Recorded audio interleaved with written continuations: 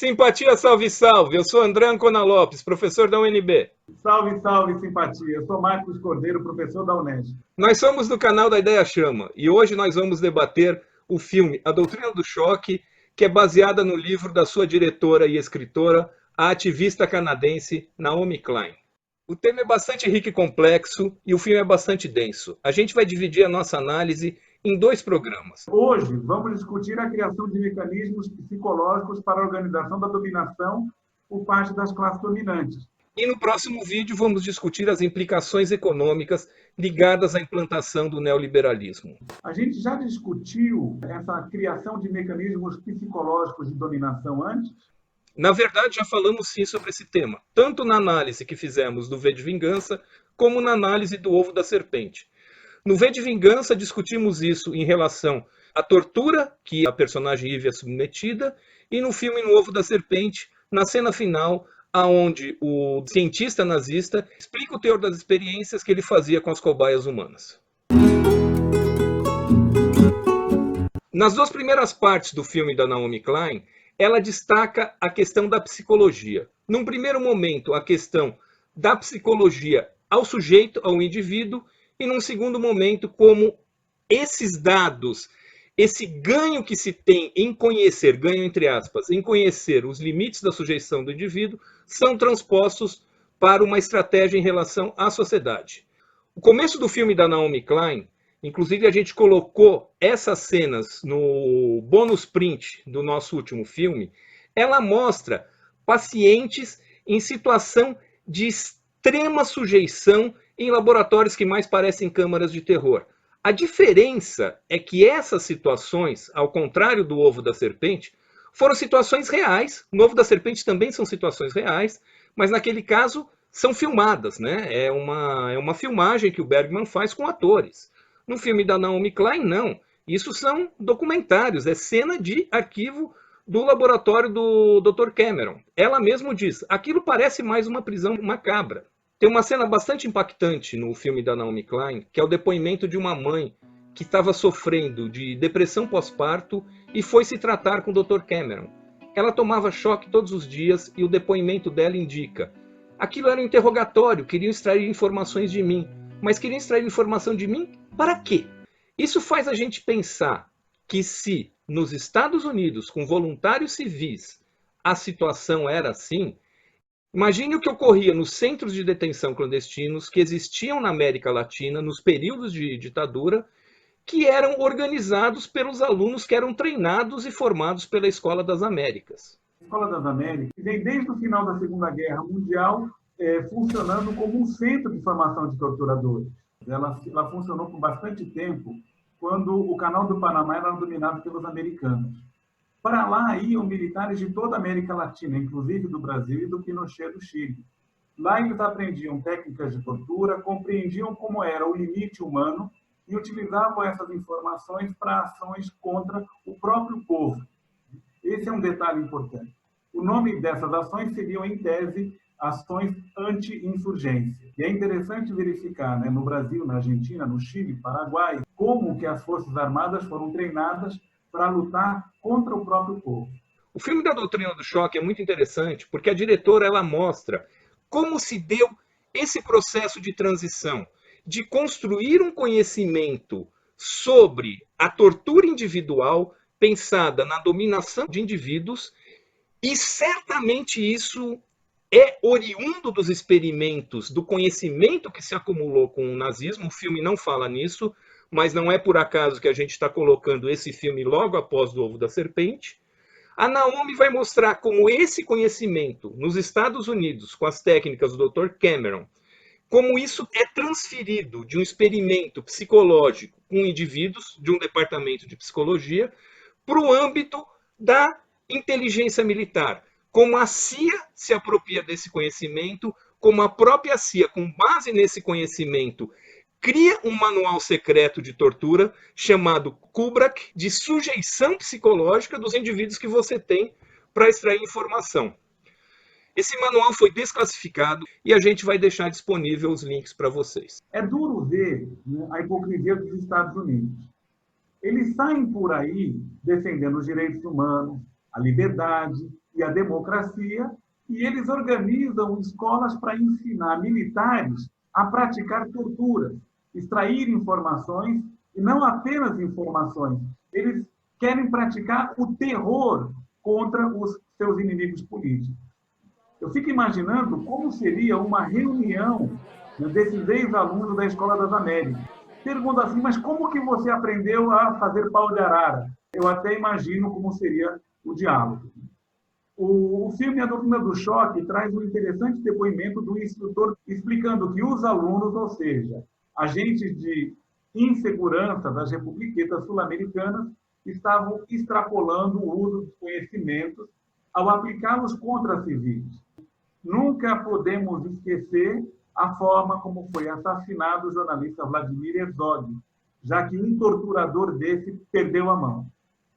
Eu acho bastante interessante a gente destacar que o caso do Vladimir Herzog é um caso que o próprio governo brasileiro se negou a reconhecer por muito tempo e, recentemente, houve o reconhecimento oficial de que ocorreu exatamente isso, o que o Marcos comentou. Numa visita que eu fiz ao Estádio Nacional do Chile, que eles tinham uma espécie de museu para que se visse como foi feita a tortura lá, eu acabei conversando com um ex-preso político, um senhor já de idade, que ele comentava mais ou menos isso que o Marcos mencionou, do tapinha nas costas. Ele conta que, quando ele estava sendo torturado, ele ouviu, na porta de saída, um torturador falando com o outro. Poxa, a gente tem que correr hoje assim, porque eu preciso estar logo em casa, porque vai ter o batizado do vizinho, do meu filho, do meu parente. E ele ficou estupefato, falando, nossa, os caras estão arrasando com a gente, estão fazendo tudo o que não é recomendado, inclusive pela doutrina católica, e o cara vai sair daqui mais cedo, como se fosse um trabalho normal, simplesmente para poder ir numa cerimônia religiosa. Eu tenho um vídeo que eu fiz dessa visita ao Estádio Nacional e eu vou montar esse vídeo para que a gente possa colocá-lo aqui no canal e possa discuti-lo com vocês. Mas voltando à questão da hipocrisia, a gente não pode esquecer, principalmente nesse mês em que se completaram 75 anos do ataque a Hiroshima e Nagasaki, como que os americanos tiveram uma enorme produtividade em liquidar gente. As duas bombas atômicas mataram 220 mil pessoas. Jogando isso por 3 dias, seriam mais ou menos 73 mil pessoas por dia. Seguindo a mesma produtividade norte-americana, Hitler deveria ter exterminado mais ou menos 169 milhões de civis durante a Segunda Guerra Mundial. Partindo desse exemplo hipotético que o Marcos colocou de uma reunião de ex-alunos da Escola das Américas, a gente podia pensar que os seus patrões, os ditadores aos quais eles serviam, estariam presentes nessa confraternização. Seguramente a reunião desses ex-alunos juntaria mais genocidas do que o próprio Tribunal de Nuremberg. A gente fica imaginando aqui quem faria parte dessa confraternização. Pinochet, Videla, Massera, Galtieri, Stroessner, Trujillo, Noriega, Somoza, Hugo Banzer. Resta saber quem da parte do Brasil estaria ali presente para abrilhantar a festa. A música do Pink Floyd, The Fletcher Memorial Home, cria um improvável asilo onde todos os tiranos do mundo estariam juntos no mesmo lugar. É preciso considerar que durante esse período de ditaduras latino-americanas, para além da violência física, a tortura psicológica foi utilizada em larga escala. Ela foi copiada de antigos tratamentos psiquiátricos, né, como a gente já viu. Mas também foi empregada de maneira muito mais sutil essa teoria do medo. O meio de comunicação de massa, né, que mais cresceu nesse ciclo de ditaduras foi a televisão, que se tornou o principal eletrodoméstico do mundo. Hoje em dia, a doutrina do medo é utilizada de forma indiscriminada nas redes sociais e também por meio de fake news. Um ponto interessante para complementar isso que o Marcos acaba de falar é que o filme da Doutrina do Choque, ele começa com essa discussão de como utilizar a tortura individual. Mas esse começo ele é marcado por um encontro das principais nações ocidentais em um hotel. Ou seja, Por mais que a gente diga, a Escola das Américas, a CIA, tudo isso foi feito pelos Estados Unidos, não foi feito somente pelos Estados Unidos.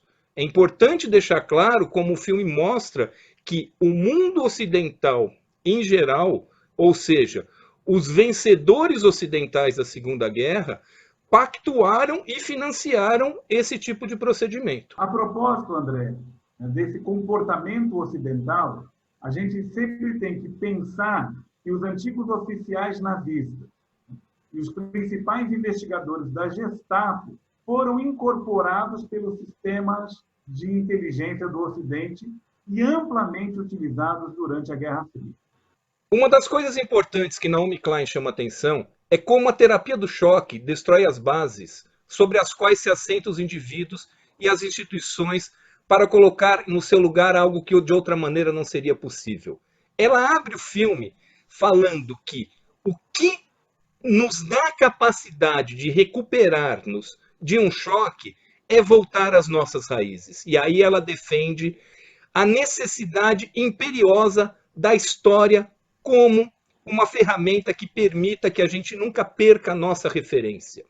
Uma das coisas bastante interessantes na abordagem da Naomi Klein é mostrar como esse momento em que o indivíduo ele está mais sujeito a obedecer do que a ser submetido a um novo choque, como isso é transposto para a esfera da sociedade, para a população em geral. Daí a necessidade imperiosa de quem detém o poder político e econômico e quer continuar explorando, de promover crises constantes. Porque com essas crises constantes se produz o choque. E através do choque, a população fica atônita e acaba se sujeitando ao novo modelo, à nova proposta que é feita. A Naomi mostra como o próprio Friedman coloca isso de uma maneira bastante cristalina. O choque pode ser uma catástrofe natural, uma tragédia. Mas na falta disso, o próprio governo ele é pródigo em criar essas situações. E um dos modelos prediletos de criação desse tipo de situação é o golpe militar. E essa foi a solução utilizada em larga escala, sobretudo aqui no nosso continente, no continente latino-americano. Pergunta: Latinoamérica continente? É um conceito geopolítico, não geográfico. É por isso que a doutrina do choque pressupõe sempre inventar o inimigo, criar o pânico e oferecer medidas drásticas e salvacionistas como uma estratégia de dominação. Somente assim, uma população anestesiada e encurralada passa a aceitar como natural a adoção de políticas que retiram cada vez mais os seus direitos. Algo parecido ocorreu durante a campanha eleitoral de 2018. Quando você vai convencer uma empregada doméstica de que a política do candidato que ganhou significava cortar direitos trabalhistas, acabar com a CLT, ela mais ou menos que resignada falou: de que adianta ter direito se a gente não tem trabalho? O que eu quero é trabalho. Esse ponto está bem destacado, de uma maneira bastante irônica, numa esquete alemã sobre o neoliberalismo que a gente vai deixar disponível para vocês. Nela, os representantes do capitalismo começam a dizer como foi difícil convencer o resto do mundo que eles deveriam ficar mais ricos. E uma das pessoas lhe pergunta: escuta, mas vocês não saíram dizendo que vocês ficarem mais ricos é importante? E a pessoa responde: não, claro que não. O nosso discurso foi que nós nos mantermos mais ricos é mais importante para a saúde do mundo. Essa é a mesma lógica que opera nesse exemplo que o Marcos deu da empregada doméstica. Essa crise que o André mencionou, ela foi deliberadamente provocada pela elite mundial. É interessante notar que a alta burguesia do mundo se aproveitou muito bem da crise dos anos 70, quando ocorreram os dois choques do petróleo, para em seguida colocar o choque dos juros, que praticamente liquidou com o crescimento do Brasil desde então. E os modelos que os caras apresentaram é cortar benefício do trabalhador, cortar o Estado, cortar direito, como se tudo isso fosse do interesse dos próprios trabalhadores e da população em geral. Quando você assistir a esquete alemã que fala da origem do neoliberalismo, você sempre vai escutar o mantra da sociedade Montpellier, tem que privatizar, tem que diminuir o Estado, tem que cortar o direito. É a única maneira de nossa sociedade sobreviver. Privatisierung, Steuersenkungen und Sozialstaatsabbau. O Prêmio Nobel de Economia não foi criado pelo Nobel. Isso aí foi uma maneira que a Sociedade Montpellier encontrou para bajular aqueles intelectuais que defendiam as suas ideias. Milton Friedman, Hayek, Buchanan, são economistas ligados à Sociedade Montpellier que foram agraciados com o Prêmio Nobel de Economia, cujo dinheiro veio do Banco Central da Suécia. Sie haben sich einen eigenen Nobelpreis geschaffen. Nein. 8! Wir haben uns 8 Nobelpreise verliehen! Verleihen lassen. O filme da Naomi Klein, ela faz menção a um episódio bastante interessante, que foi um jantar de homenagem a Milton Friedman oferecido pela Casa Branca, e no qual Donald Rumsfeld, que ocupou postos chaves do governo dos Estados Unidos, fez um discurso que, segundo ela, foi ímpar. E a frase que ela gosta de destacar do Donald Rumsfeld é que as ideias têm consequências. Ou seja, o modelo pensado por Friedman deu certo. As ideias têm consequências, mas elas têm que ser colocadas em prática. E esse modelo neoliberal da sociedade, ele foi posto em prática pela primeira vez como um experimento, com uma terapia de choque, para depor o governo socialista de Salvador Allende no Chile em 1973. O golpe foi engendrado pela Secretaria de Estado dos Estados Unidos. Há um depoimento no filme de Naomi Klein do próprio embaixador norte-americano no Chile à época, foi financiado e patrocinado pela CIA e foi executado pelo general Pinochet, entre outros militares chilenos. Após o golpe, a grande questão que se colocou era o modelo econômico a ser implementado, que foi justamente o modelo defendido por Milton Friedman. Foi deslocada uma equipe de economistas chilenos que tiveram bolsas durante os anos 60 e 70 na Universidade de Chicago para aprender com Friedman os princípios do neoliberalismo, e isso começou a ser colocado em prática em 1973. Em 1980, o nosso atual ministro da Economia passa a fazer parte dessa equipe, indo ao Chile para a Universidade Católica. Milliardäre haben Lehrstühle gesponsert, wir haben ganze Fakultäten übernommen.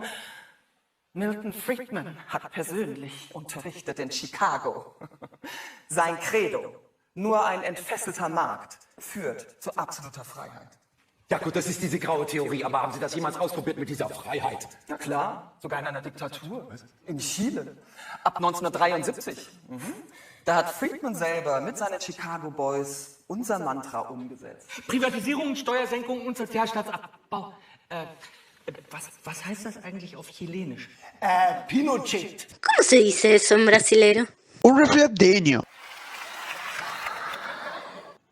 Em resposta aos primeiros sinais de que o modelo econômico não estava funcionando no Chile, Milton Friedman, em pessoa, foi para lá para tentar resolver a situação. Posteriormente, o próprio Milton Friedman fala: eu não tenho nada a ver com a tortura, eu não tenho nada a ver com o regime militar chileno, eu não tenho nada a ver com a violência contra os direitos humanos no Chile. Eu nunca fui um funcionário do general Pinochet. Ele quis aplicar minha teoria porque ele quis. E, no entanto, há fotos de Milton Friedman junto com o general Pinochet. Na história do neoliberalismo, fica muito mais elegante eliminar essa passagem, por assim dizer, obscura. Dizer: olha só, o neoliberalismo teve o início, a base prática fundada na ditadura chilena, fica feio. Então sempre se prefere dizer: o grande ponto de partida do neoliberalismo seria o próprio governo da Margaret Thatcher. Isso nos faz lembrar uma frase que era adorada por Margaret Thatcher. A frase dizia o seguinte: "There is no alternative", não há alternativa. E foi amplamente utilizada para que ela destruísse o estado de bem-estar social na Inglaterra. Não é por acaso que o general Pinochet, para escapar da prisão decretada pelo juiz espanhol Garzón, ele acaba se refugiando numa jogada jurídica, numa clínica justamente aonde? Em Londres.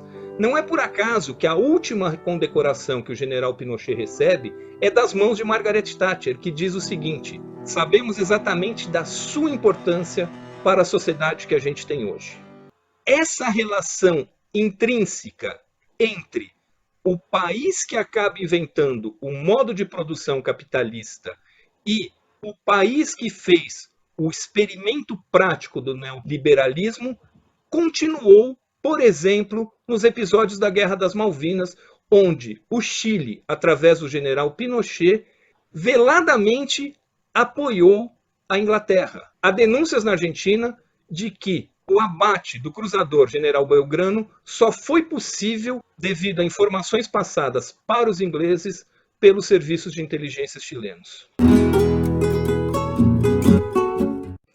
Para o próximo programa, vamos dar continuidade à doutrina do choque e seguimos com o mesmo material de apoio. Vamos indicar ainda a famosa esquete alemã, que fizemos referência, e um outro vídeo bastante curto da Naomi Klein, associando o governo Trump a um governo ligado à doutrina do choque. E como texto de apoio para a segunda rodada, a gente recomenda as letras da música The Fletcher Memorial Home, do Pink Floyd. É importante reparar que não tem que anotar agora. Vai na descrição que está tudo definidinho, bonitinho lá. E você já sabe, se inscreva, ajude o canal e, sobretudo, ative o sininho. Lembre-se que aqui você é nosso cúmplice. Não queremos gado. Antes de terminar, vamos mandar um abraço para os nossos novos cúmplices e, particularmente, para o André do Reflexo do Todo. Abração, Xará, obrigado. Você já sabe, aqui no nosso canal, a gente nunca brinca com a verdade. A gente brinca com a mentira. É isso aí. Até a próxima.